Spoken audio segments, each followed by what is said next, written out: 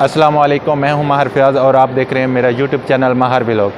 जब आपने मलेशिया का वीज़ा किसी एजेंट से लेना है तो उसको आपने कितने पैसे देने हैं।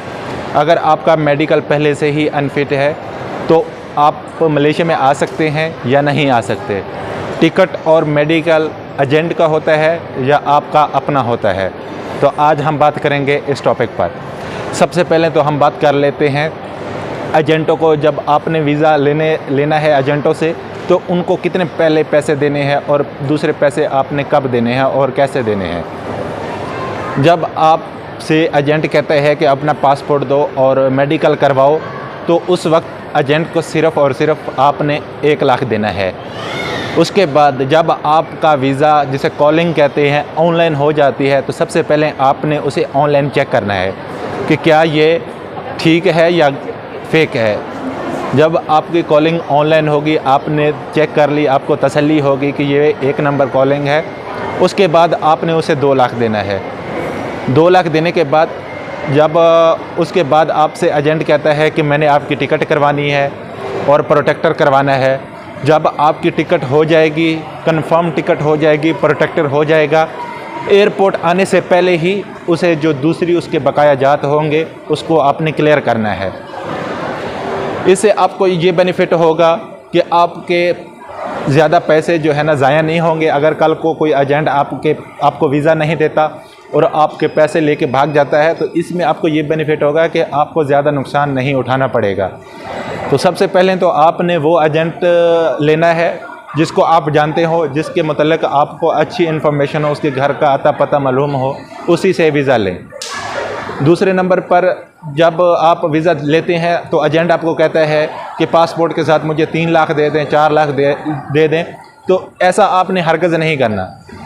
जब भी आपको एजेंट पैसों का कहता है तो सिर्फ़ और सिर्फ पहले 1 लाख ही आपने देना है। उसके बाद जब आपका वीज़ा ऑनलाइन हो जाता है तो उसके बाद उसे 2 लाख दें, वो भी वीज़ा चेक करने के बाद कि वीज़ा 1 नंबर है या 2 नंबर है। अगर ऑनलाइन है और सही है, मलेशिया की इमिग्रेशन की जो वेबसाइट है वहाँ पर ऑनलाइन शो हो रहा है तो इसका मतलब है कि वो वीज़ा 1 नंबर है। उसके बाद उसे आपने 2 लाख देना है। उसके बाद जो उसके बकाया जात होंगे, जितने में आपकी डील होगी, जो बकाया जात होंगे तब आपने देने हैं। जब आपकी टिकट और प्रोटेक्टर हो जाएगा तब उसे जो बकाया जाते हैं क्लियर करने हैं। ये बात तो जब आप किसी एजेंट से वीज़ा लेते हैं तो ये भी उससे ज़रूर पूछ लिया करें कि ये कौन सी कंपनी का वीज़ा है, इस कंपनी का नाम क्या है और इसका जो ऑनर है वो मलेशियन मलाई है, तामिल है या चाइनीज़ है।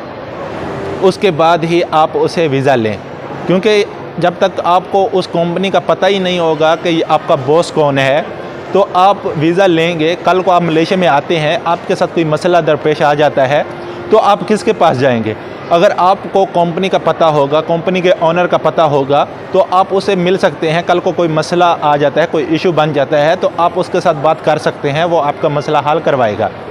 लेकिन जब आप उसे ये नहीं पूछेंगे एजेंट से, सिर्फ आपने ये ही कहना है कि मुझे वीज़ा दो, मुझे वीज़ा दो, और वीज़ा लेके आप आ जाते हैं तो तब आप क्या करेंगे। आपको तो अपनी कंपनी का पता नहीं होगा। अगर कल को आपको यहाँ पर कोई पुलिस वैसे ही रोक लेती है या पूछ लेती है कि आपका बॉस कौन है, आपकी कंपनी कौन सी है, तो आप उसे क्या जवाब देंगे। तो सबसे ज़रूरी तो यही है कि आप कंपनी के मतलब पूछें, कंपनी के बॉस के मतलब पूछें, और उसके बाद ये भी ज़रूर पूछें कि ये कंपनी का जो वीज़ा है ये एग्रीमेंट वीज़ा है या आज़ाद वीज़ा है। ये ना हो आपको आज़ाद वीज़ा बोलकर वीज़ा दिया जाए लेकिन बाद में आप कंपनी के अंडर चले जाएं और वो एग्रीमेंट वीज़ा हो, 2 साल का हो, 1 साल का हो या 3 साल का हो। बाद में वहाँ पर जब आप कंपनी के अंडर चले जाएंगे तो वहाँ पर तो सैलरी जो है वो 1500 मिलेगी, उसमें खाना पीना आपका है, उसमें कोई कंपनियाँ रिहाइश देती हैं, कोई नहीं देती। तो आप क्या करेंगे फिर। अगर आपका आज़ाद वीज़ा होगा, आपने अपनी मर्ज़ी से रहना है, किसी दोस्त के पास जाना चाहते हैं, किसी दोस्त के पास काम करना चाहते हैं तो वहाँ पर जा सकते हैं, कोई आपका जानने वाला हो तो वहाँ पर आप जा सकते हैं। लेकिन जब आप कंपनी के अंडर होंगे तो तब तो आप कंपनी के अंडर होंगे, जो कंपनी आपको काम कहेगी आप वही करेंगे, कहीं भी नहीं जा सकते जब तक कंपनी से आप परमिशन लेटर नहीं लेते। तो वो छुट्टी भी अगर आपने पाकिस्तान जाना होगा तो वो कंपनी के परमिशन लेटर पर ही आप जाएंगे, जब तक कंपनी नहीं कहेगी तब तक आप नहीं जा सकते। और दूसरी बात हो गई मेडिकल की और टिकट की।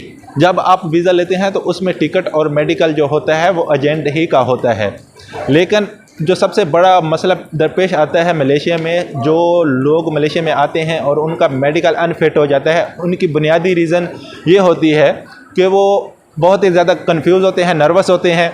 उसके बाद जब वो एक्सरे करवाते हैं तो उनका जो 80% लोग होते हैं उनका एक्सरे में ही प्रॉब्लम आता है।